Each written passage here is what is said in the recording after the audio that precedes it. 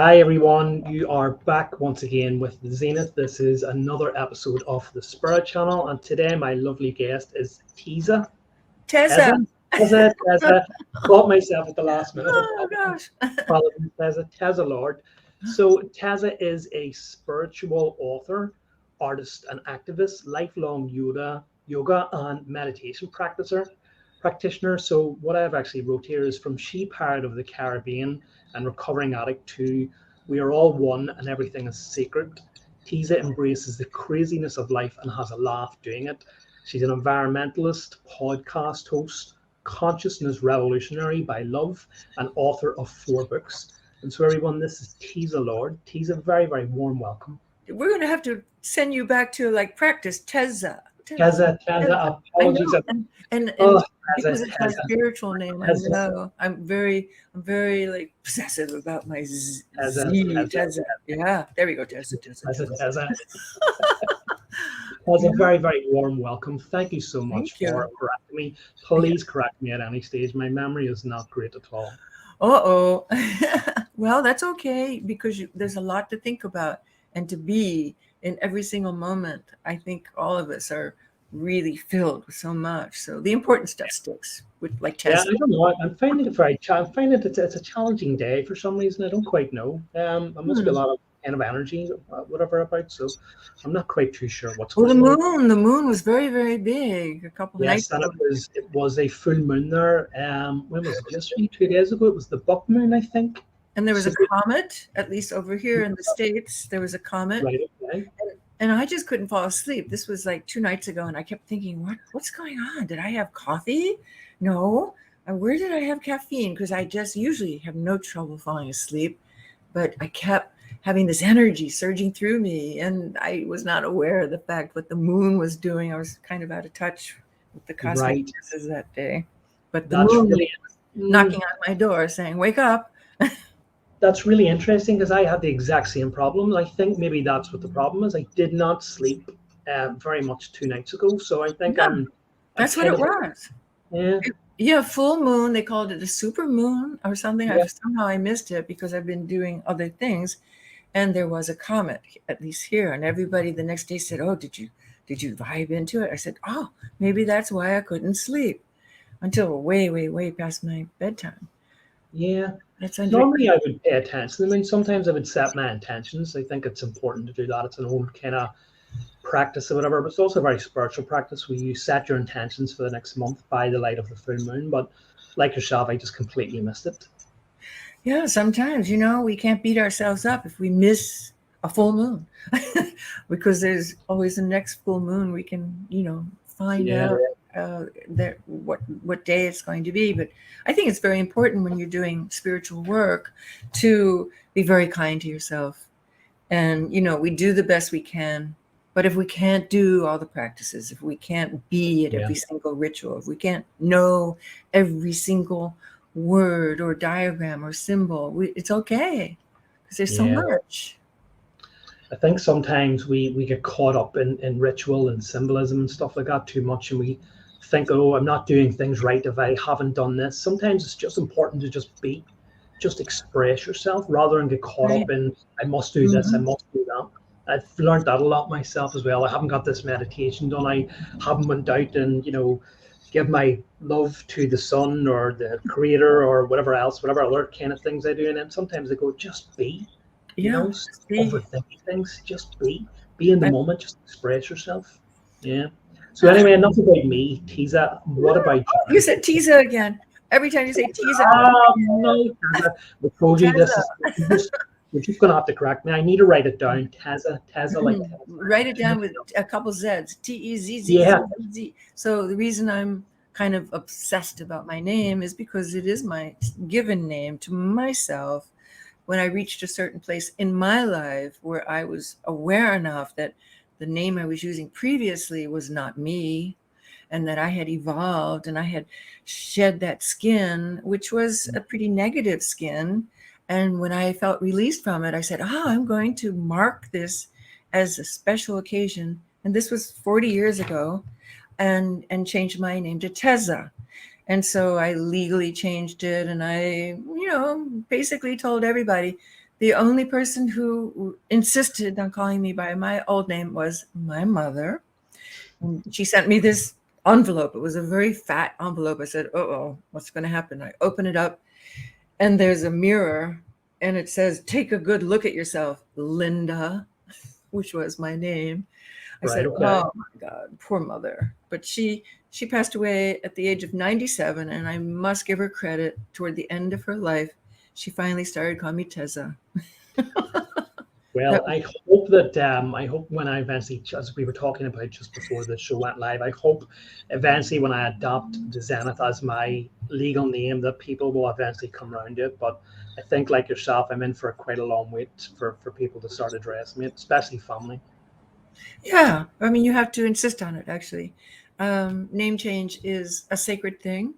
It's not just a whim. I mean, most people don't change their names every week, every month, every year. It usually really means that you're feeling like you're evolving. It's a very personal statement. And so you must sanctify it by insisting that other people call you by it. Okay, my mother, I let off the hook. But everybody else, I did correct them. And my husband of 30 years, he knew me as my previous name. And when I changed it, we were not yet married. And so he heard about it, through mutual friends.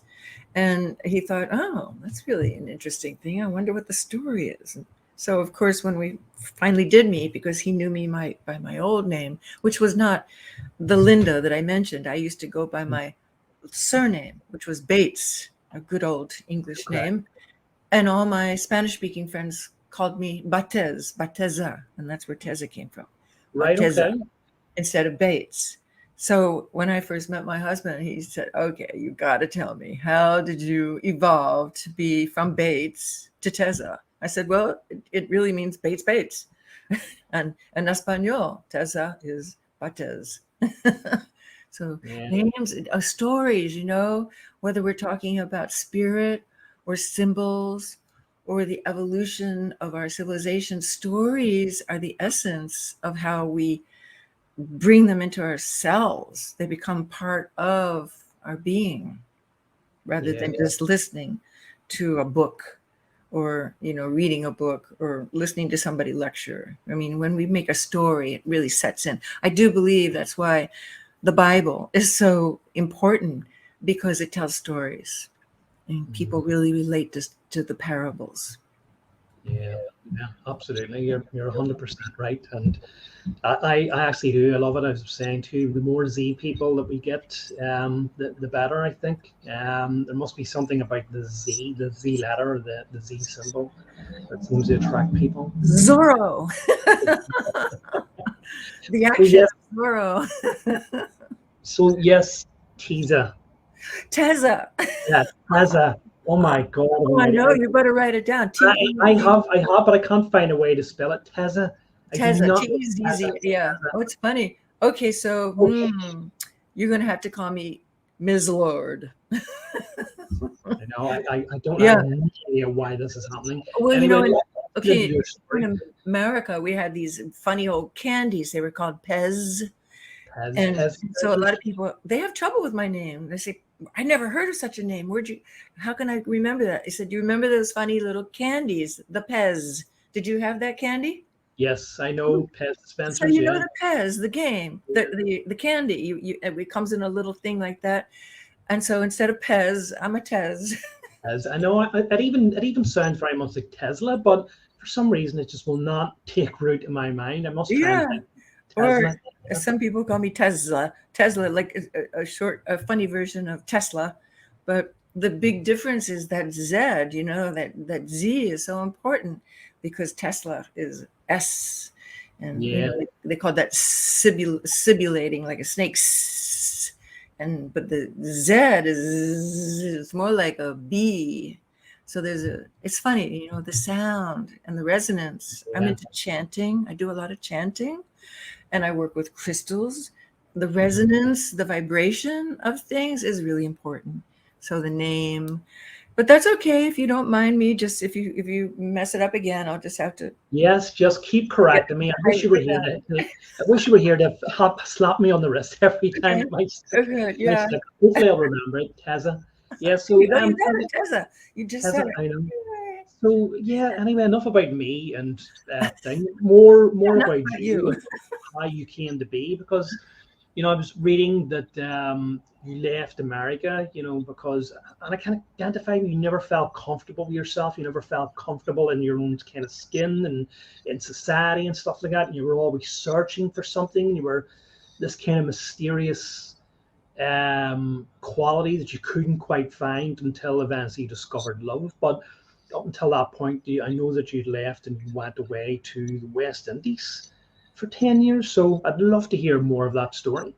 Well, I had to leave because in America there was the Vietnam controversy, the war. I was anti-war. I hated the materialism. I still do. I'm anti-materialism. I recycle. I compost. I use things. This shirt is probably 25 years old. Like, I, Wow. I know. I really believe that people just buy too much. Yeah. Okay, our economy is based upon whatever consumerism, but it's a shame because the more we're into materialism, the further away we are from our spiritualism. And I Mm-hmm. do believe that has a lot to do with what's happening in the world right now, why there is a crisis, why there is this like showdown of the OK Corral, we say here from the West. It's like just the material world versus the spiritual world. And so for me, I had to leave because otherwise I was going to probably pick up a gun and start shooting because I was very disturbed about the war. And so I went to live in like really third world situations because I wanted to live more primitively. I wanted to live in places that didn't necessarily even have what we're so used to, hot water, easy, and even TV. I lived basically in a jungle situation. I went to Dominica, which is smack dab in the middle of the Caribbean. I had an inter-island shipping of vegetables and fruits called the Better Roots and Fruits Company. We're Wow. using, native people who I helped organize into farms, cooperatives, which they had not done before, because that particular island was a true dictatorship and it was very oppressed. The people were very oppressed at that time. And I came along and lived in a dictatorship. And so when I came back to the States, I said, if anybody's unhappy about the way things that they think the government is here in America, go live somewhere else and really experience what the rest of the world is. And I still say that today. I mean, people who really want to complain instead of embrace that we're all in this together, we're evolving together, we're experimenting with life. If they want to complain and just put a negative slant on things, go somewhere else to live and experience what it's like. So for me, I also had a lot of trauma in my childhood. And I also, along with all that wonderful adventure spirit I had, I was a true blue addict. And so I had addiction and alcoholism and bad behaviorism and being attracted to bad boyism, you name it. I had every ism that was self-destructive. So my story is twofold. Like most recovering people, there was before recovery and there was after recovery. So I came into the spiritual life of being absolutely without drugs and alcohol and discovering that didn't need them to get as high as I wanted to be, which was to experience the ultimate in life's possibilities. If I could learn how to fly, I would like to do that. But of course, I'm not going to jump off a building and kill myself to do that. But now I can fly. I mean, even like you see this painting behind me, a lot of my work is disembodied people who are comfortable in their spirit bodies, and they don't need clothes. Like we were talking earlier, we don't need that many clothes, and, and they don't need makeup, and they don't need identities, and they don't need even gender or politics or religion. They need to just be in their essence, which to me is the spiritual essence. And so when I discovered that, then I felt strong enough to come back to the States. and therefore I went from the primitive life of living in a jungle smack dab into the middle of the biggest jungle in the world, New York City, where I was really scared Yeah. because when you live in a place where everybody greets each other, good day, good afternoon, good evening, and you go to live in a city where people are walking around like this, and they don't make eye contact.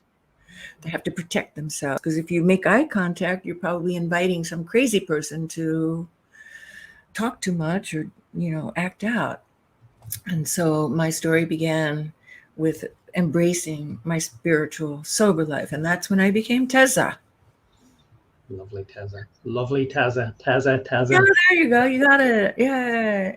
Yeah, your story is just kind of without kind of diminishing it in any way. It's just what I've kind of found throughout life is just symptomatic and very common amongst spiritually minded people before they awaken. I think I was talking a lot about this, about the concept of like wander or starseed of like that, or these kind of old souls that they don't necessarily fit in with this vibration, because they have no idea about spirituality, and they're always seeking something, and it's like an itch on your back that you can't scratch. As you were talking about The this itch. Yeah, the itch. rejection of material life, and nothing seems to satisfy you. And unless you awaken spiritually, then I think you seek to drown those feelings and that itch in drugs and in alcohol. I know, and I've talked about this myself, it's been part of my journey. So many people. And I guess when you Mm-hmm. awaken spiritually, this is what you've been searching for your entire life, you know? Well, it alters our consciousness, doesn't it? Drugs and alcohol and behavior of, drama. People sometimes get off on being angry because it pumps the adrenaline. I know many people who are anger addicts, or they just can't, believe that their mind is capable of shifting from whatever rut they got themselves into for whatever reason. They have mommy and daddy to blame. They have the government. They have taxes, blah, blah, blah. The pandemic. They want to blame, blame, blame. They don't realize that we are totally the creators of our reality. And if we shift our concepts in our metaphysical organ, our mind, then we create our heaven or our hell. And if people are not happy with the hell they're in, they can shift. They can shift their minds with help.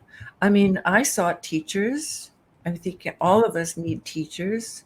And I was very blessed. I basically was a guru junkie. I went from one spiritual teacher to the next until I finally found a teacher that just resonated with me. Every word just was true. And it was a meditation yogic experience. And very deeply, I became involved and did a lot of what we call purification in yoga. It's just basically eliminating the dross, the stuff we don't need anymore, those negative energies. Sometimes they come into this life with us. Sometimes it can't even be said, oh, it's because of what happened when you were 3 years old, or and your daddy didn't do that, or your mommy did that. It sometimes is just a karmic thing that we came into.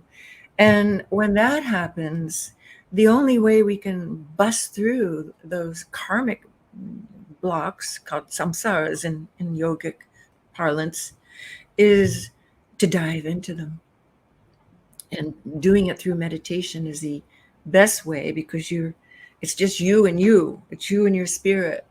And you go and you bust through those obstructions, and then you get to your true essence. And when I did that for the final time, because I was really going step by step by step of all the things that were blocking me, it was very monumental. It was almost like being in a rocket ship where you're blasting off and you're going through psychic barriers that have to stop. And they're not intellectual things. You can't sit there and think about them. They're actual things that you have to go into with your spiritual tools in your psyche. So when I finally felt the final release, it's like opening up the heart.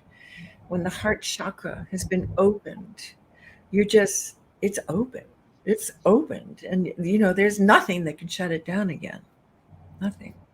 Yeah, yeah, absolutely beautiful. And I suppose a lot of people would say it's shadow work or inner work on yourself. Yeah, It's exactly. uncovering aspects of yourself that you didn't even realize about yourself. And I can completely relate to it. And it's not an intellectual process, it's a very kind of deep personal process. As you talk about, you go inside yourself and work with yourself and work with your spirit to bring these things up about yourself and begin to realize why I am the way I am, what makes me tick. And I think a lot of people don't understand that. A lot of people are just reacting, aren't they? Mhm. Just in life, well, this is just me, this is just how I am, without actually opening themselves up and asking the question, why am I the way I am? Yeah, well, a lot of people don't want to take responsibility that they are totally the creators of their reality. So the people who want to blame, like for instance, either society or the way they were raised or the church or the lack of or whatever, or the poverty or the fact that we were an oppressed country, whatever, it goes on and on. They truly have not yet opened up their consciousness, we call it awakened, to the fact that everything is the way we perceive it. And so, okay, if I'm an oppressed person, if I'm in an oppressed country, I have no money, I have no opportunities, but yet I know this, that I am the creator of my own reality. It doesn't matter what's happening on the outside of life. It could be really horrendous, but on the inside, I have this awareness, I have this connection, and I'm okay. I'm in bliss. I have reached that place where, like, we're born, as children, as infants. We all come into this world as pure beings, straight from the source, and we can create that again in our lifetimes. We don't have to wait until the minute that we're ready to leave our bodies, go back to the source. Those of us who really desire to achieve inner peace, or call it enlightenment or whatever, awaked Yeah, souls, we can work for that. We can work to achieve that step by step, peeling off the negativity. The shadow work is a really good way of explaining it in modern psychology terms. And Jung probably is the one who is credited with talking about the shadow. And Jung, of course, Carl Jung, he's the one who really explored his inner life yeah, by barricading himself in a room many times and just going deeper and deeper and deeper, and actually doing paintings and drawings besides writing about it. I think it's called the Red Book, that right, okay, the family has recently, just within the last couple of years, made it public, because they right, thought, oh, the Jung family, the estate of Jung said, if we let the world see where Carl Jung went with his explorations of who he truly is, they were afraid people would discredit him and his wonderful contribution to the science of psychology. mhm, Because a lot of what he did was not science, it was metaphysical yeah, exploration. yeah. Yeah, that was Jung was credited with bringing the concept of the archetypes, I think, into Yeah. public awareness. Hmm. Um, that system of archetypes, I've heard it somewhere else before in this kind of very famous channeled work.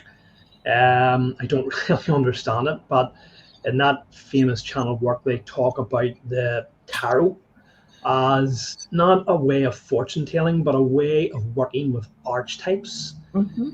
And I think my understanding is that we all inhabit archetypes at one point or another, and it's a way of understanding, of working through archetypes is a way of understanding our personality types and our I guess our way of being and transcending these kind of archetypes. If Hmm. that makes That sense. sounds good. Yeah. I mean, I think also in our dreams, they appear, Hmm. and we could awaken and say, whoa, what did that mean? Of And course. there are universal references, like we were talking earlier before the recording started about snakes, and how the Kundalini is a very scary thing for people who don't understand that it's about the eternalness of energy, our spiritual energy. And if people don't understand that symbolism, that archetype, they would say, oh, it's the Adam and Eve, it's the serpent, it's like evil. No, way, way, way more deep than that. Yeah. Yeah. And so it's a way of having our language, a commonality, the psychic language that we can all understand. And through our dreams, we're connected. Yeah, it's very much misunderstood, let me say, in a lot of kind of spiritual practices. I hear so many people, talking about, and so many people offering this, I can help awaken your Kundalini, or I'm going for a Kundalini awakening. My understanding, and I don't know if you would agree with us here, is it's not something that can happen overnight or even in a year or two. It's something that you potentially have to work with throughout your Well, the first time I experienced it, it knocked me out, literally. Okay. I'm a yoga person. I love yoga. I have done it ever since a teenager because I have scoliosis. So I'm so blessed that my body was crooked, and it forced me to explore yoga at a very early age when it was not really available. And so this friend of mine was turning me on to Kundalini yoga, and it's a lot of breath work. And it was the first time I didn't even know what had happened. All of a sudden, boom, I literally went unconscious. And so, yeah, I was not holding my breath. It was the Kundalini that had been awakened. Mm-hmm. Now, whether or not I knew that at that time, or how can I sustain that incredible power that was so overwhelming that it literally knocked me out, I hadn't yet the tools to do that. But I do know many people whose Kundalini has been awakened like that, from the touch of a master, from the gaze of a master, from someone who has the power to awaken Kundalini, and that's their job. The Eastern people are pretty powerful. Yeah, The Eastern siddhis, the powers, they call it the siddhis. Yeah. So in my experience, it can take a long time for some people, especially if there's resistance, especially if their mind says, I don't really believe. They spend too much time resisting it. And then other people who had no idea, like myself, I didn't know what Kundalini was. I had not a clue. And all of a sudden, I'm literally on the floor, waking up and asking my friend, well, what happened? And she said, that was the Kundalini, because she was teaching me this breath work that awakens the Kundalini. And the Kundalini is dormant within all of us. And sometimes people get the Kundalini awakened immediately when they've had a crisis, like a loved one dying. That's very common. All of a sudden, whoever it is that's close to your life is gone with no warning. And it was like, that's a shock.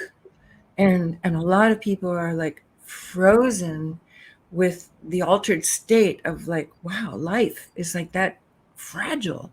Someone is gone. Where did they go? Who are they? Who am I? And all of these things are enough for some people's Kundalini to get awakened. So I think everybody's different. Some people, they hear about the Kundalini awakening and they want it so badly, and they keep going to different places, and you'll know when it is awakened. That's what I meant, is this kind of trivialization of it, that you can go to anyone and anyone can help awaken it in you. I think, as you were saying, it's a very sacred thing. Yes, it can happen to anyone at any time, but I don't think it's something that anyone can just kind of do, and anyone can just, well, I'm not a Kundalini master and I can awaken your Kundalini. So I guess what I meant was just this trivialization of it a bit. Oh, I'm not aware of people trivializing it, but I'm not in that world. You probably speak to a lot more people than I do. pretty isolated as an artist and a writer and a spirit activist. I don't call myself a spiritual activist because that sounds like an adjective. Oh, you're so spiritual. But I'm actively spreading spirit. So I'm a spirit activist. And in my world, there's a lot of people who don't know what the Kundalini is. And they'll look blankly like, Kunda who? And they'll think I'm talking about a wrestler or something. And it's just like, if it's being trivialized in certain circles, that's okay, because with any way of being in humanity, we go one way, we go another way. It's like the pendulum shifting, and eventually it comes to equilibrium. And when a person who's working with the Kundalini energy, which you call Shakti, the divine energy that comes directly from consciousness, when a person works with that, they're not going to trivialize it. And just like people are trivializing the experience of psychedelics these days. I did a lot of psychedelics in my younger years, but because I was so messed up. I mean, I really, oh my God, I needed help. Please get me out of this head. Oh God. I didn't want to commit suicide, but I did want to have some peace. So I did a lot of psychedelics, and for me it was perfect because I needed push, a really big bang to get out of where I was. I mean, the brain is very similar to the computer. It's like the hard drive can go meow, meow, meow, meow, and with trauma stays on the outside of the brain. And if it's not embedded in our deep memory cells, it can really fuck us up. We get triggered and we can't get out of the trauma. So that's why so many people are attracted to things like ayahuasca and psilocybin and MDA and all this stuff. And I would never tell anybody not to do it, but meditation is the ultimate. It's the ultimate high. It takes you to the highest connection with your true essence. And there's no like trying to be an alchemist, like how much and how little. And also, if you're in a place where you just want to feel connected and safe in your being, you can go within. You don't have to go out and find a substance, even if it's a natural substance, like a mushroom growing out of a cow pie. So we're also thirsty in today's world to know our divinity, to work and walk in the sacredness of our true essence. So that's why I think people are talking so much about Kundalini and the experience of the psilocybin and psychedelics. Yeah. What would you say, in your experience, if any, would be the difference between a Kundalini awakening and a spiritual awakening? Do you think there's any difference between two? You think it refers to the Kundalini just means that that's your spiritual yearning, which we all have, although some people deny it. And we're humans, and this is our humanity. And when the Kundalini has been tickled or awakened, all of a sudden we start to ask questions. For instance, every person, that's why the chakras are so interesting, the yogic chakras, they explain all this. The very first chakra is about staying alive. Mm-hmm. We breathe, we eat. And if those of people like anorexic people who are not capable of eating enough, they die or they get close to it. So it's a very basic consciousness. You have to maintain your vitality. The second consciousness, the second chakra, is about the awakening of your creative force. So you're either going to procreate and start making love, or you're going to have spiritual creation. That's the very second chakra, and that happens in adolescence. And so everybody in 12, 13, we start awakening and we start feeling sexual, but we also start asking those questions like, who am I? What are we doing here? Where did we come from? Right? Do you remember that? Yeah. We all do. So if we don't have nurturing at that time, like either good parents or good influences or good books or good podcasts, that Kundalini, which is that awakening, it goes back asleep. That yearning to know. And then the sexual energy takes off and usually goes wild. But the sexual and the spiritual are very connected. So Yeah. later on in life, the Kundalini might knock at your door, hello. Oh, no, I'm not ready for you yet. No, this is not a spiritual world. And different things will happen. And the Kundalini is trying to awaken, but sometimes we have to work with that yearning, that itch. We called it earlier. Some people have that itch. Life is just not seeming to fill me enough. Why do I still feel like I can't get enough shopping? I can't get enough donuts. I can't get enough drugs. Can't get enough sex. Well, that's the itch. That's the Kundalini itch that's wanting to wake up. And so that's when we have a choice. We can either start doing more yoga, because yoga, in the fact that we're working with the spine and the energy, that awakens the Kundalini. That is the surefire best way, because when you're working with these asanas, which are designed for arising the Kundalini and awakening it, it's a guaranteed thing. If you are having a yoga practice, your Kundalini is going to be awakened. Mm-hmm. Or you can go find a teacher, a trusted teacher, not just somebody who is out there sounding like, putting sound bites out. It's something that resonates in your heart. When you are working with a teacher, you feel totally trusting of everything they say, and you just know it's not BS. Yeah. I think, as you were talking about the Eastern yogis and stuff like that, they have a very powerful and a very ancient form of yoga, which is Kriya Yoga. Kriya Yoga? Kriya Yoga. That's Yeah. just, you know what a Kriya is? I know a tiny bit of it, but I'd love to hear your. Okay. A Kriya is, we were talking about the blocks that we have to go through. Yep.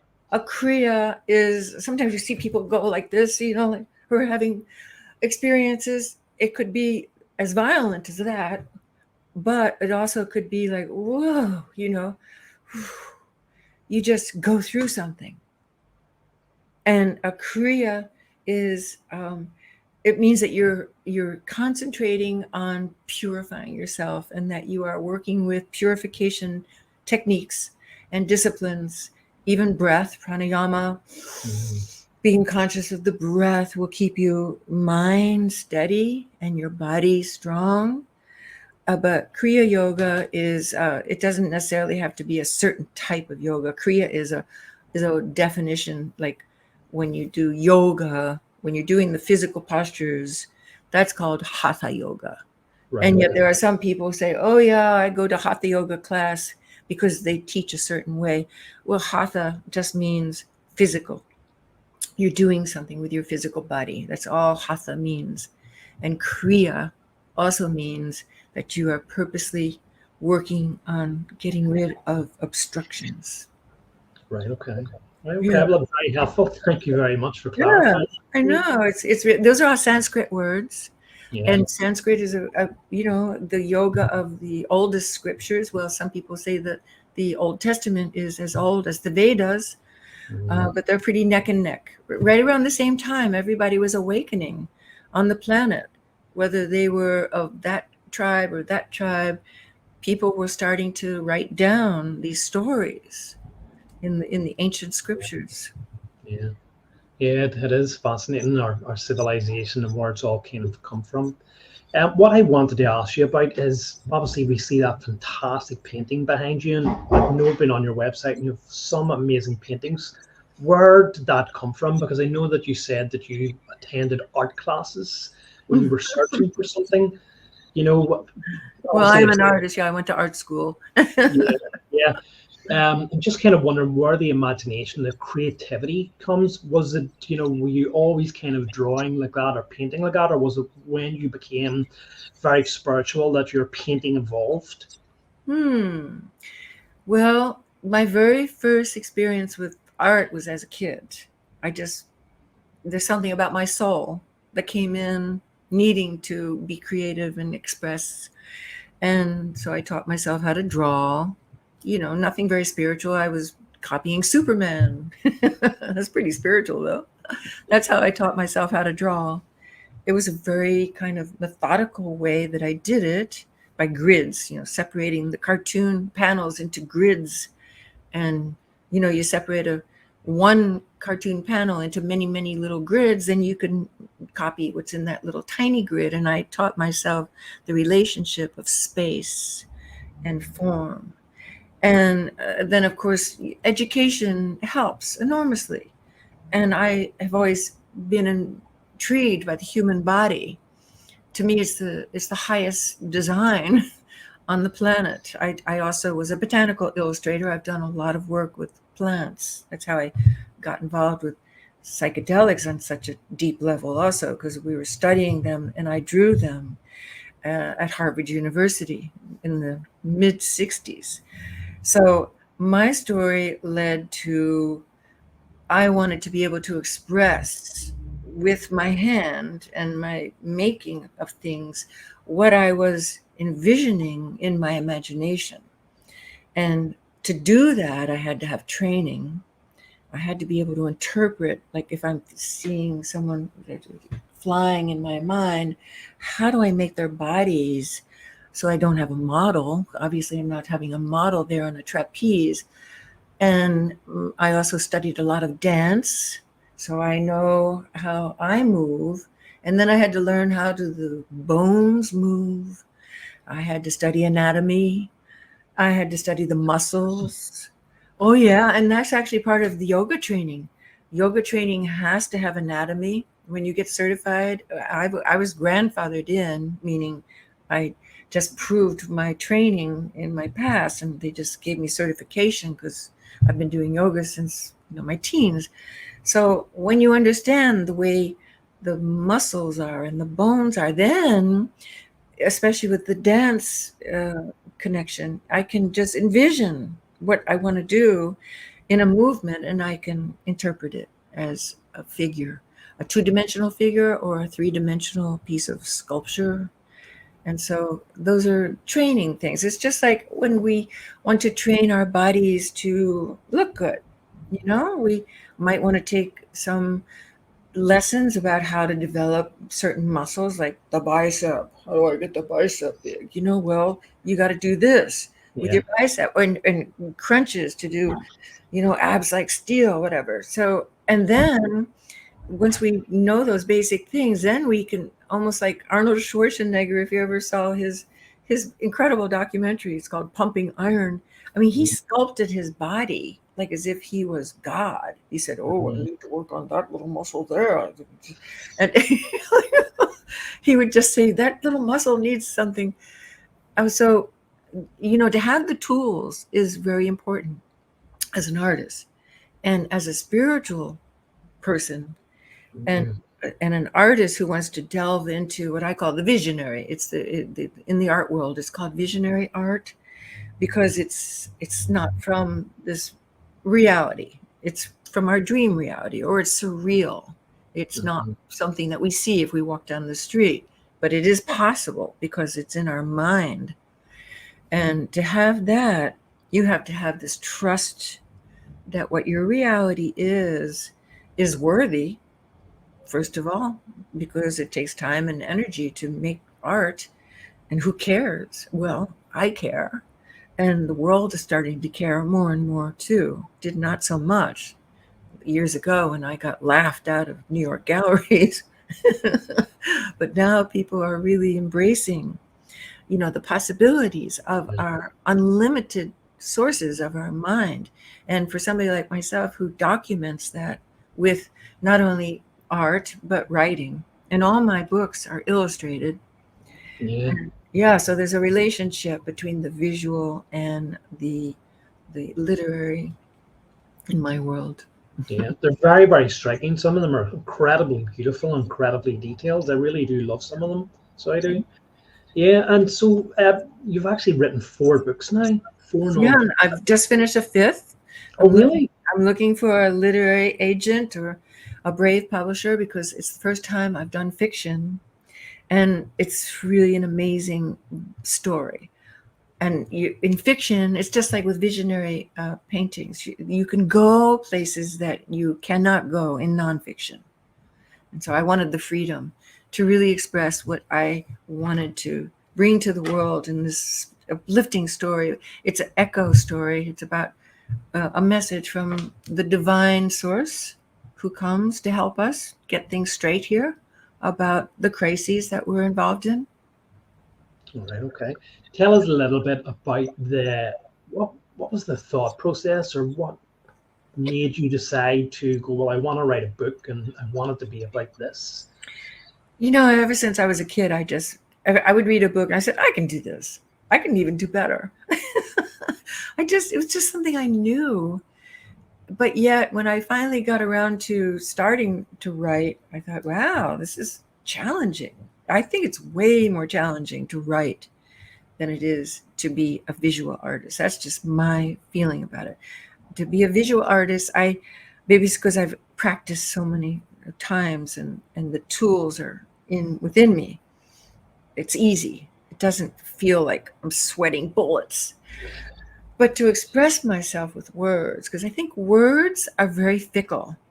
Words can mean something different to you than they do to me and to every person who's reading them. And so to get your point across is more challenging. And I think you have to be very particular about what sentence structure you use and the kind of voice you're using and dialogue and characters and all those things, setting, and there's so many more variables. It's like the difference between being a plumber and an architect. Like a plumber just does his job and he comes in and, more power to him, but he's dealing with water. And an architect has to deal with the electricity and the structures and the wind and the sun and the materials and all that, plus the water and the sewage and everything. Yeah. I think it's actually just amazing that you've actually sat down and actually wrote 4 books, and now you're on your 5th, because I have a blog and I do writing on it, but I hate writing because it takes me so long to express something in words, which I can, well, I was going to say fluently, perhaps not quite fluently, but I can express much quicker. And as you say, it takes in nuance, it takes on tone, it takes in all those type of things where I have to write all of that down. So I actually prefer just talking now rather than writing. So I don't know that I would have the patience to actually sit down and write a book. I know I've thought about it, because obviously I have a blog and I've done so much writing, but I think the process of actually sitting down writing is beyond me. So for someone to have written 4 books now on their 5th is quite amazing. Yeah. So, here's a trick. I love to communicate with my inner spirit. Some people call it channeling or mediumship. And I do that by typing. I happen to be able to type as fast as I can think.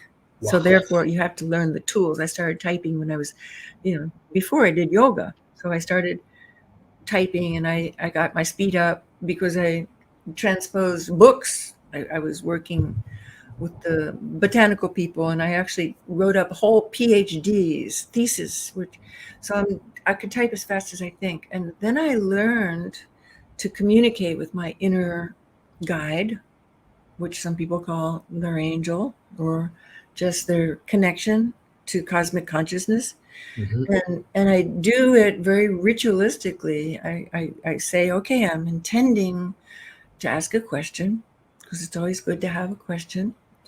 And I don't start responding until I feel this like surge of energy come over me, and then I put my fingers on the keyboard, and let me just put them up here. So, and I literally go like this. I type as fast as I can, just get it out, and not thinking about like T's and I's and commas and grammar, just like letting the message come out. And then when I feel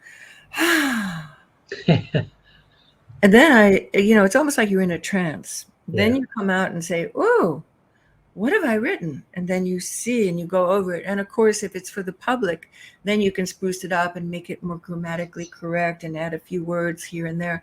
But if it's just for a private guidance, it's always truthful, because our inner guide knows. Yeah.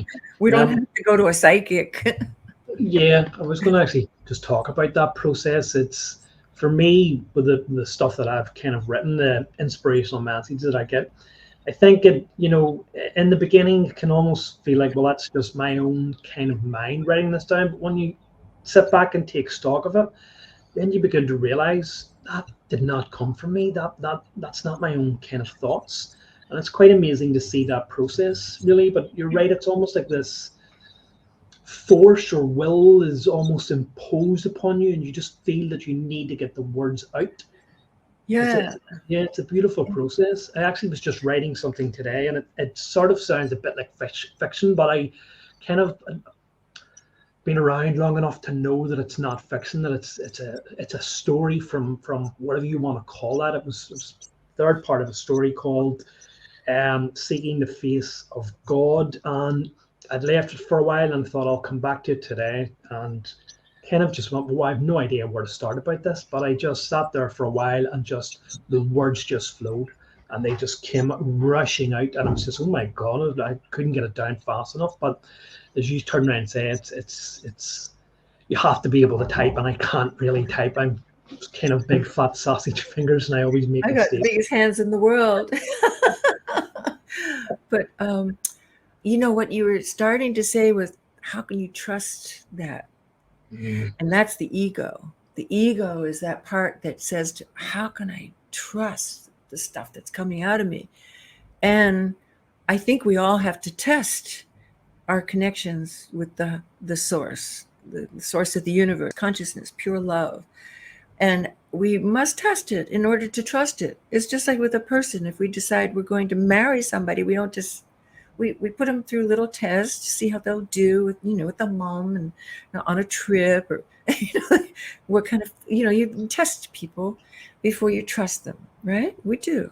And so we should trust our inner self implicitly, but it's a human thing to be mistrustful.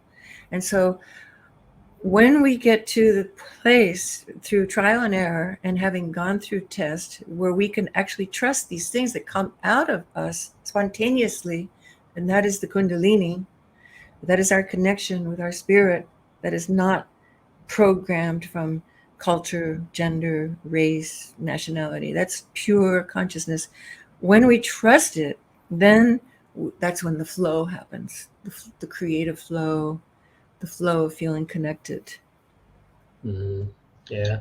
And many people, well, I guess I always talk about this idea that, where inspiration actually comes from. And I think that quite a lot of our work, a lot of our so-called fiction and even kind of non-fiction is divinely inspired. And that, I just don't think a lot of people realize that. I think that's a lot of where our information comes from. People think that it's their own idea and their own concept. And I think it's divinely inspired where these ideas and information come from.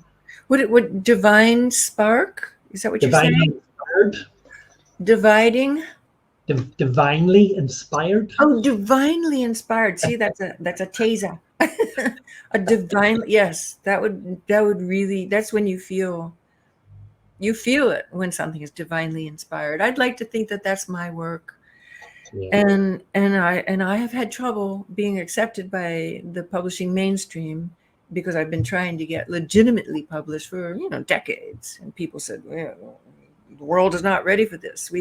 How many sales can you make? Well, the legitimate publishers are only interested in how many sales, but somebody who is interested in communicating, especially if that divinely inspired communication comes from beyond where we're consciously thinking about, then it doesn't matter what the sales are. It matters that we create this bridge, this connection, and we have to do that by bringing it out into the world. And that's why it's so wonderful, the digital age, because look how many of us are connecting Mhm. I mean, you're in Ireland, I'm in Florida. I mean, this is a miracle. We are living miracles because the divine connection was some technology geeks who invented, these methods, Yeah. along with all the other things like the space telescope that's out there right now, James Webb, which is taking pictures of parts of the universe that have never ever been imagined.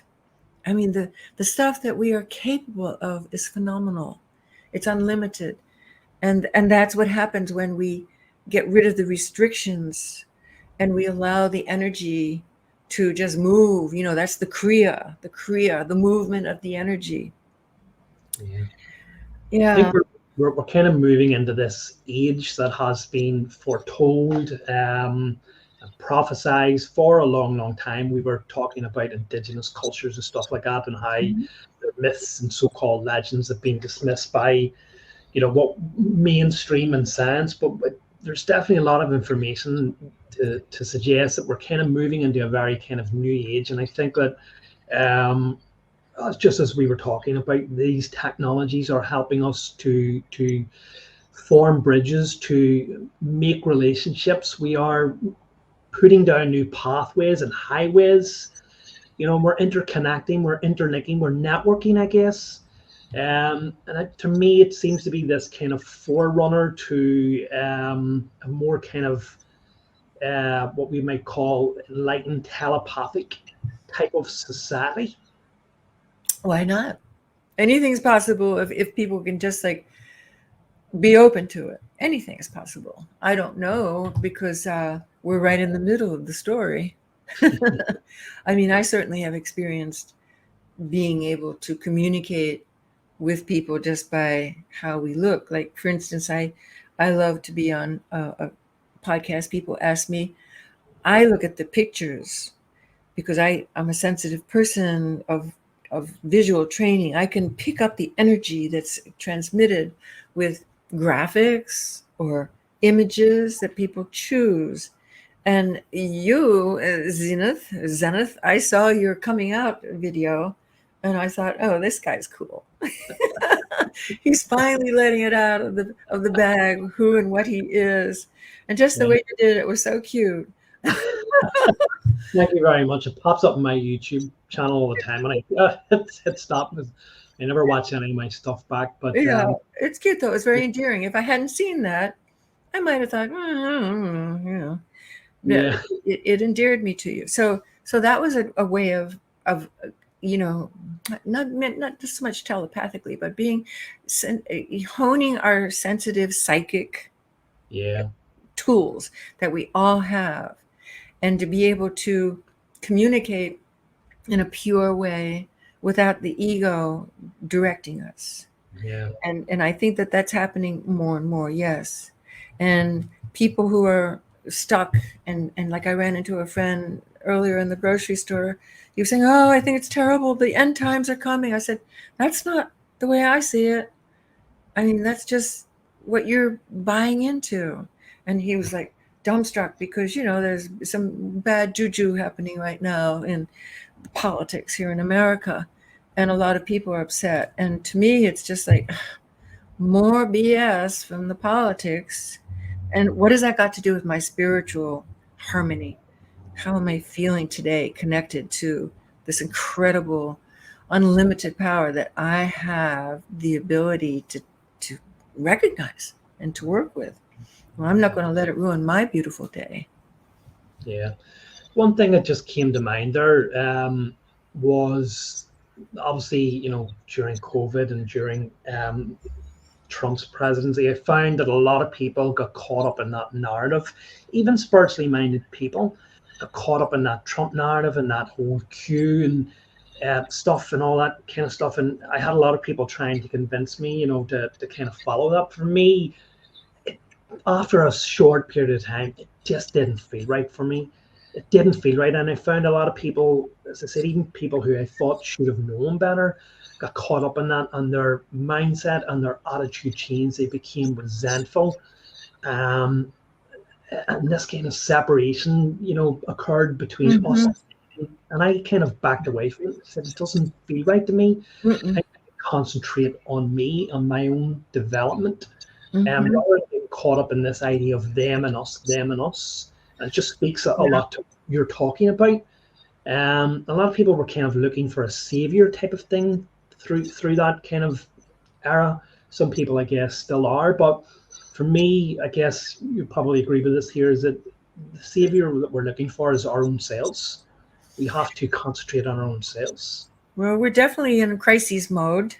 And crises, some people think that's terrible. It's end times. We're going to die. For me, having gone through a crisis which brought me to my spiritual sober life, which any addict will tell you, you don't just wake up one day and say, oh, I think I'll stop doing drugs and alcohol. It doesn't happen that way. You have to have a bottom, they call it, or a crisis, or your world just falls apart. And some people even kill themselves because they've come to the end of their tether. Well, in society, it's like it's the macrocosm of the microcosm. We are the little societies of our own being, and out there is the macrocosm. And yes, there is a crisis going on, especially here in the States. And I don't know how much the rest of the world, because I do read the news. I don't want to be ignorant. But Yeah, the crises are good, because crises will force us to look at how did we get here. And I believe that there's going to be more and more and more awakening because of the crises, because people are so discontent and they realize that politics is not going to answer anything except who's going to be governing. That can change at any time. And so the people who look at politics as their spirituality or their religion, they're in bad shape. They're yeah, really suffering. And good, they should suffer, because maybe it'll make their Kundalini awaken. And maybe they'll say to themselves, oh, there's got to be something more. Yes, there is a heck of a lot more than politics.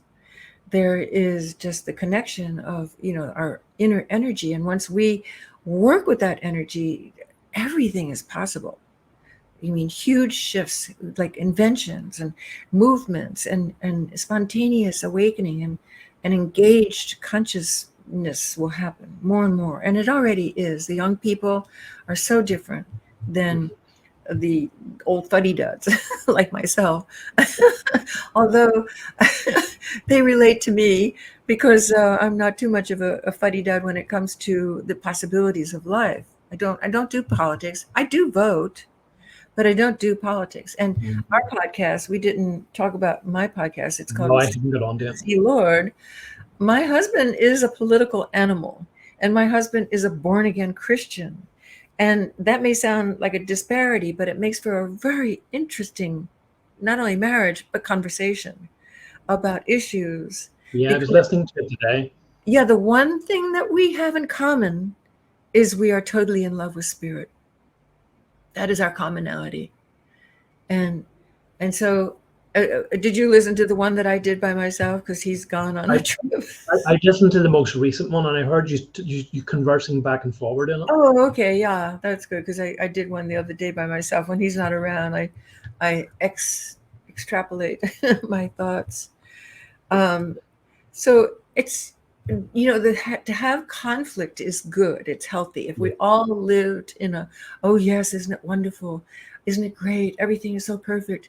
That is not reality. I mean, we're here because of the yin and the yang and the dark and the light and the evil and the angelic, and that's the game of life. It's beautiful when you see that it's a balanced thing. Yeah, absolutely. It does. I've talked about this. It's good to have discussions. It's good to disagree, because it can force you then to reevaluate your own position. Yes. Well, does my opinion or my beliefs still stand up to scrutiny? So I definitely do agree with that. But I also wanted just to talk about the transformative power of love, because I know that's something that you're very much interested in, and it resonates throughout my work. And it's, I guess for me, it just kind of woke up one day, and This beautiful song was going through my mind when I was still sort of dreaming. I wasn't dreaming, I was in that kind of state between dreaming and awake. And these like almost fireworks of light were going through my head. And I just began to listen to songs about love and hear them in different ways, which I'd never understood before. Um, and it just opened up this whole possibility, this love, which is about the heart chakra opening up. And for me, it's this expression of love that we need to work into. And just what you were talking about, we can change our mindset at any time that we want. To ask, where is the love? Where is the love in this moment? And something that I've wrote about called the moment contains love, whereas each and every moment can be filled with love. It's just about the way that you express your mind and the way that you express your consciousness instead of falling into negative politics and mainstream media. We can express love, and I was wondering, could you talk a little bit about that? Yeah. Well, it may sound too simple to most people, but I believe that spirit is simple. And to be in that state of mind is simple. And it is a matter of just choosing to be in that state of mind. And for me, love is a word that has many, many, many, many meanings and connotations. It is, in the way I use it, the opposite of fear. It's a state of being. And fear is a state of being. You cannot be in both at the same time. You either have to choose, or for those who are not conscious yet, have not awakened to the fact that they do control their own reality, they are the masters of their own existence. People who say, "Oh, but I can't be any other way because this and this," they are still victims of their circumstances. They have not yet chosen to be in the state of the divine sacred essence that they are, from which they came when they were born, and to where they will one day be merged into again, like the beautiful waterfall of energy that Suzuki Roshi talks about in Zen Mind, Beginner's Mind. And it's like this waterfall of energy that love is. Love could also be called the divine, the sacred. Some people call it God. Now, if you're in a state of fear, you're contracted. And your whole being, and like you want to protect your heart, so you get shriveled up and you get small. And that's what some people only know because they have not maybe experimented with the other state.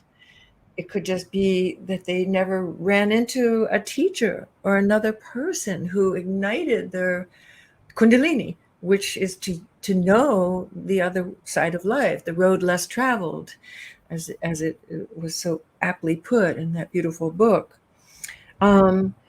So you're either in the state of fear or you're in the state of love. Now, people who are experimenting, they haven't yet trusted that you could totally go for it. They go back and forth. They flop back and forth.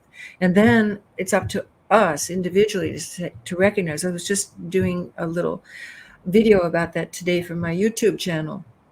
It's up to us when we recognize that we're in a negative state and to say, oh, I can't afford that if I want to be expanded and in connection with all that can be. So it's up to us to be aware, awake, conscious, and to say, oh, there's that anxiety again, whatever it is, not enough money, not enough love, not enough, romantic love or sexual love or expression or food or whatever your want is. When we recognize that it's there, then immediately the choice comes, I don't want it. How can I get rid of it? And that's when the practice of awakening consciousness comes in, whether you use like breath work and just merge with truth through your breath, because breath is consciousness. Breath is the bridge from our lower chakras to our higher chakras. Mhm. Or some people use prayer. I mean, a really good prayer is help. That's a good one. And like, how much misery can a person take? Well, for me, I know I went pretty far down the tubes of self-destruction. And when I was taught by the rooms of recovery, the 12-step program, and different individual teachers that came into my life, that I could create my own reality, then you start, your consciousness goes through more and more and more, like brightening. It gets shinier and shinier. It's like wiping the mud off of a lens. You just keep working and you get shinier and shinier and brighter, and you see clearer and clearer that everything is love. Everything. Even Yeah, what some people call bad stuff, evil stuff. Well, there could be a reason for it. yeah, absolutely. Yeah, that's absolutely. I guess I would call love an expression of the divine. It's the very source of power that was used to create our reality. So it's, for me, it's everywhere, it's every moment. And just like that song where it says love is in the air, it truly is, because it's Yeah, everything. And this is what exactly. this is what I've said. I woke up one day and I started singing that song. I don't even like that song.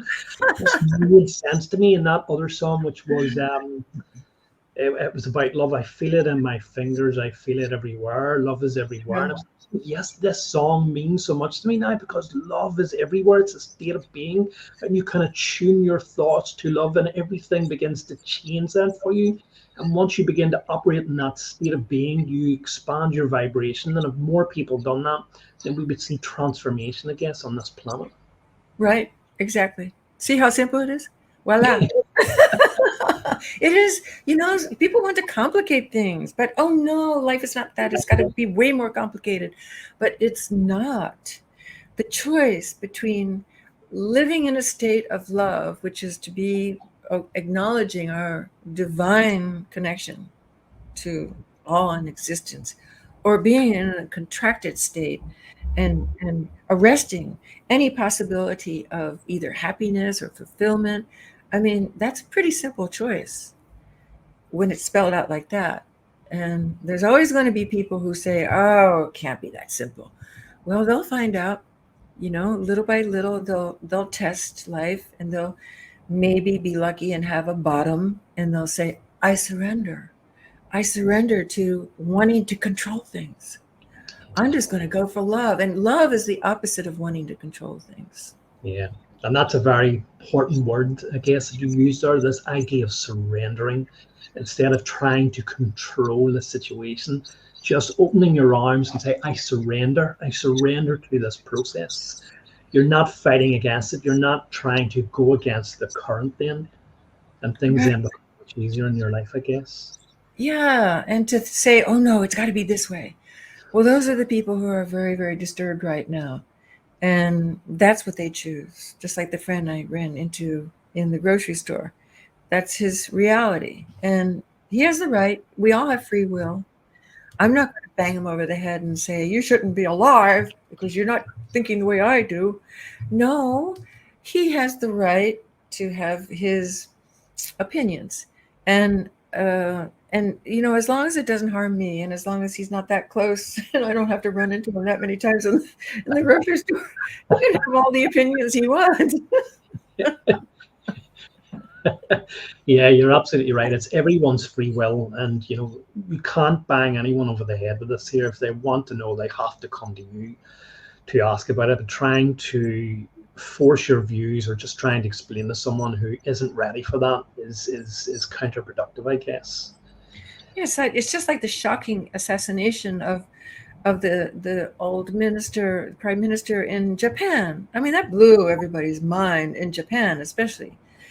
It was a grudge. It was a revenge killing, and people in that society, okay, they have had in the past a lot of violence with revenge, and people committing harikiri or whatever because of things that have been done wrong to them. But in this modern society, what that person did was so shocking. And people said, this wasn't supposed to happen in modern Japan, especially with its made up little gun that he put together with, gorilla tape or something. But it just shows you that you cannot eradicate evil, because evil is part of love. And it's like a rattlesnake. It can bite you and kill you, but it's a beautiful creature of God's creation. And we're not going to have it eliminated just because we're afraid it's going to bite us. Yeah, it's like our yeah, it's like I've talked about this a lot. It's like our shadow side. It's like our darker self, our darker emotions. They're as much a part of us as the light, sunny side that we tend to show to the world, and it shouldn't be shunned. It should be embraced, because it's from that aspect of ourselves that challenges us to grow. That we want to grow past, grow. How can I escape this? How can I transform? So in a way, it's actually giving us a gift. And so evil is the other side of love. Without that, we wouldn't understand what love is. We wouldn't understand what affection is. So rather than, as you say, try to eliminate it, it's about understanding the lessons it's trying to show us.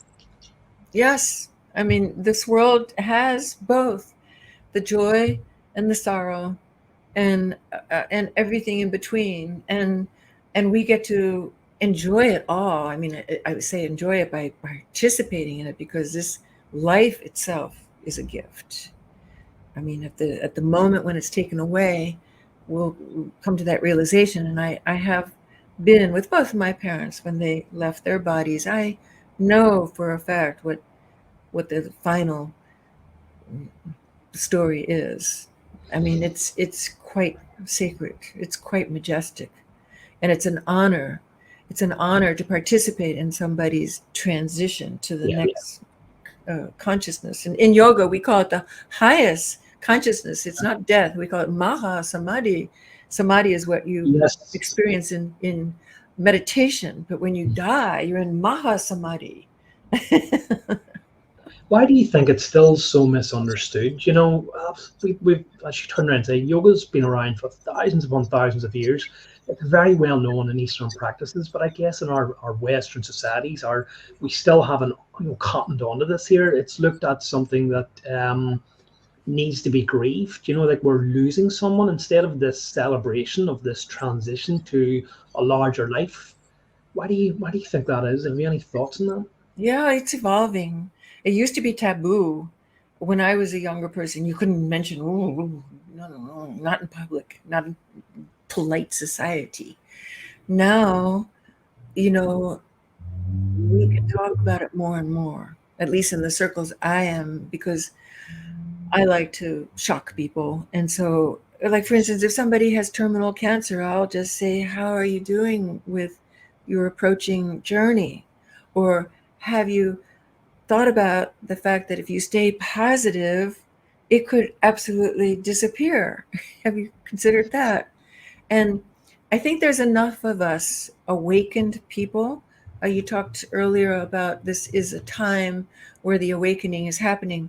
And worldwide, we celebrated this event that was forecasted by the Mayan calendar and Nostradamus.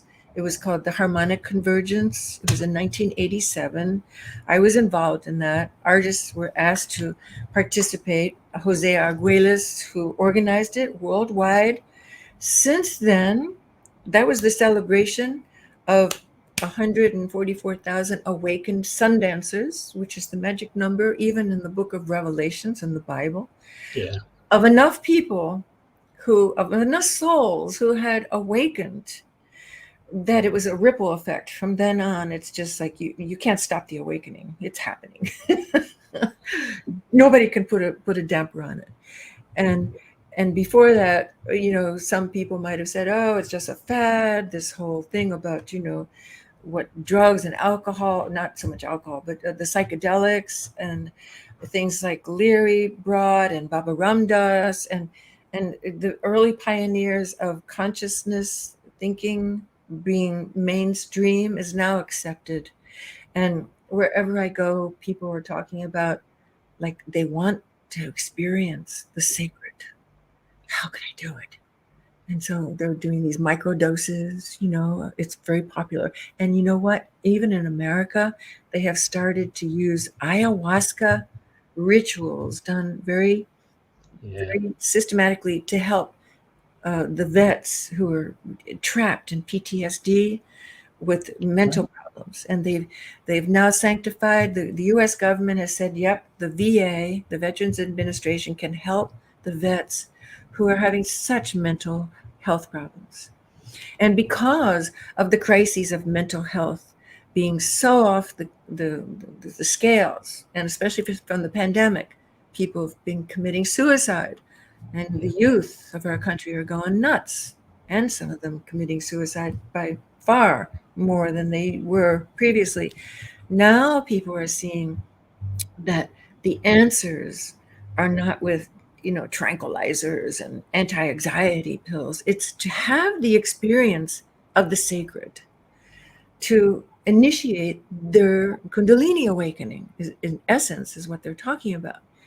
And then, of course, once the Kundalini has awakened, it's up to us, each individual, to keep that Kundalini free and open and rising up and getting more and more expanded. And that's why my job is really obvious these days, and your job too, being a podcaster. I mean, the more books, the more art, the more posts, the more meditations we put out into the world. We're almost like, the rescue team coming to help civilization, because civilization needs us. Very well said. I have nothing further to add.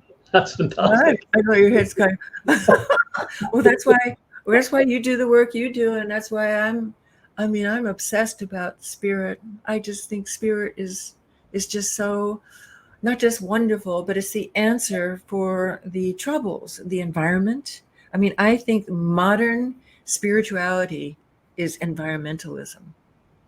If one has become awakened, okay, you've taken care of your own consciousness. Now go out and help the world.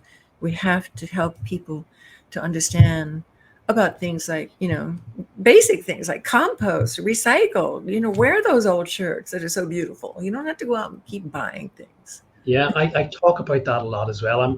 People are probably sick to death of me talking about it on my podcast and the live talks about the importance of nature, and even for mental health, how nature is so important because it's natural. It's our natural way of being, whereas this is the man-made. This is what causes the problems. And when you immerse yourself in nature, when you begin to understand that ecosystem, how everything is in balance, it shows you how out of alignment you are, and that's because of our way that we conduct ourselves in our modern society. So absolutely right. I can't talk about that enough, and the importance of it, and the importance of looking after our forests and our wildlife and all of that stuff. So right. Yeah. Keep talking about it, because it is true. We are animals. People forget that we are animals, and we are not superior animals who are in charge of everything. We are just part of this beautiful kingdom of different animals in nature, and we are all just experiencing this wonderful garden planet. I like to call Earth the garden planet, and it's so lush. And if we just honor and keep sacred things like gardening and treasuring making a meal, and really feeling the essence of each thing that you're putting in your body, and forget, so many restaurants and whatnot where the food is not that healthy. Mm-hmm. And we honor ourselves, and we're rejuvenating ourselves too. Yeah, I've talked about that a lot, that if I wasn't doing this here, or I talk about if if I won the lottery, I guess a lot of people talk, well, I would buy this and I would buy that, and I've always said, well, if I won the lottery, you'd probably never see me again, because I'd probably be in Papua New Guinea living with an indigenous tribe like you done many years ago, and remove myself from modern society. But I guess as hard as it is to live in modern society, as you were talking about, we have to find a way, because we're the guiding lights. We're here to try and inspire. the race of humanity to, live by a different way, to raise its consciousness, I guess. So probably not the best idea for me to win the lottery. Well, I've already done that. I've already gone to live in, third world countries and spent time just bathing in the luxury of doing not much, but just enough to get by and having everything that I needed, but being happy with very little, and spending a lot of time with nature and waterfalls. And at this stage of my life, I am happy to do the work that when I was earlier in life, I didn't want to do a career. I didn't even want to do that much art. I wanted to just be and to be in nature. Now I feel so connected to nature. I could feel that way even if I lived in New York City, which I did for many years. But now I feel that it has raised my vibration to be in nature so much that my true role here is to be the bell ringer, the bridge tender, to help people to embrace the other alternative besides being stuck or in fear. And it's a joy to be in society.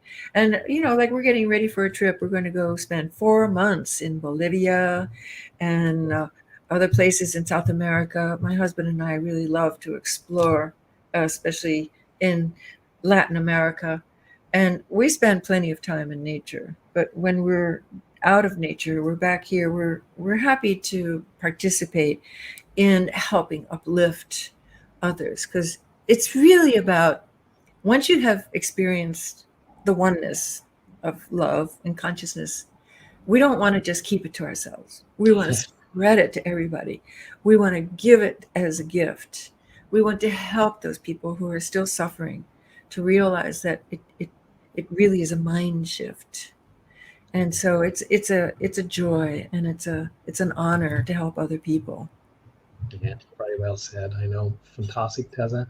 And just before we close up here, I wanted to know a little bit about this nude sculpture that you did. There was a sculpture made of you, isn't that correct? Oh, you mean the Civitas? Yeah. The goddess of civilization? Is that what you're talking about? Yeah, I noticed. Yeah. Yeah, well, it's not new. It's been in a public display since the early 90s. And Civitas, you mean the one who's like this, right? Yeah. Okay, so I was the model, and the artist who does only goddesses that she basically invents. They're not just old, Aphrodite and Venus and stuff like that. She'll give a new slant, like a modern 21st century goddess. And she asked me to model because of my awesome, yoga body here. I'm 6 foot tall, and I have pretty well developed muscles from having done yoga all my life. So it was a physical thing that she was attracted to probably first, but also because I'm a lifelong meditator. And so the energy that she transmits in Civitas is where we're going. And did we stop? Yeah, we lost the connection there slightly. If you could just there we go. Trace your step. Yeah, we're so shocking. We lost the connection. Oh, okay. But you can edit it out or something, or you just keep it all? Yeah. Well, I'll see. Obviously, because I don't want to edit out anything that you were saying. Oh, okay. So Civitas is the name of that modern goddess that Audrey Flack invented. And it's imbued with all the potential of our spiritual evolution and what's possible in the moment right now and in the future. And so there's four different interpretations of Civitas, and it's at a crossroads of an industrial corner in South Carolina, Rock Hill, South Carolina. And it's very amazing because it's like sacred geometry. The statue is placed in such a way where there's this stunning 4-direction thing going east, west, north, and south. And it's huge. I mean, each statue is like 35 feet tall. So it's very imposing. And I feel as I've grown into my role of being a spirit, author, artist, activist, that I have imbued the meaning, the significance of what civitas really is. And maybe I have become more like what the statue is, than I was when I was modeling it. Yeah. Yeah. I definitely think that you're a living goddess. You certainly do not look your age, and you certainly have this childish quality still at heart, which is absolutely amazing and inspiring. And so, if anyone wants to see your work, if anyone wants to see this picture of the statue, where can they find you, Teza? Yeah, everything's on my website, Teza Lord. Congratulations on getting my name right. And my name is with one Z, TezaLord. And isn't it funny that my husband, I had to change my name. There was no question. I wanted to be a Lord, Teza Lord. And the podcast is Z Lord. And some rapper got in touch with me. He said, "Hey, man, I'm Z Lord." I said, "I was Z Lord before you were born, probably." It was my first email address. Z Lord at AOL. And this dude wanted to challenge me because it was such a cool name. But I said, "No, you can't have it. It's mine." Fantastic. And I know that you do guided meditations and thing on YouTube as well. Yeah, I do. I call them mind stillers. Yeah, so people can check that out, and I'll put them in the links. Absolutely. Yeah. And I do a lot of postings on all the other social media things, and my books are all on Amazon. And the newest book, when it comes out, I'll let everybody know. So they should join my email list and subscribe to my YouTube channel and all that good stuff we're supposed to say. Fantastic, Teza. Fantastic. I want that shirt. I want you to send me your wife's shirt. I'll give it in the post to you. So is there one kind of overarching message? We've probably talked about it, but is there one kind of overarching message that you could leave for people who are maybe looking for a bit of inspiration, who are maybe going through an addiction and not quite see the end of it, or don't know how they're going to get out of it? Well, trust and love. Trust is something that you have to earn, and you have to not just be told to have it. You have to experience it. So just plunge in and trust that love is the changing game factor. Brilliant. Fantastic. Tez, it's been an absolute pleasure. Thank you so much for your inspiration, for your kind words, for just being you and being this guiding light in this troubled world at the minute. It's just so inspirational to see someone who has walked the walk and talked the talk and is still doing it all these years later. So I hope that in the near future, whenever I reach your young age, that I'll still be doing this and still be so full of life and still be so child at heart. I'll be 1,000 years old next week.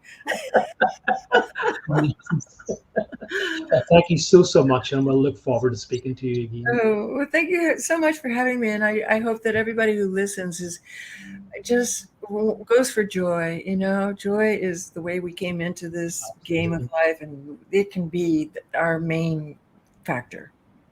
Brilliant. Thank you, Zane. Thank you so much.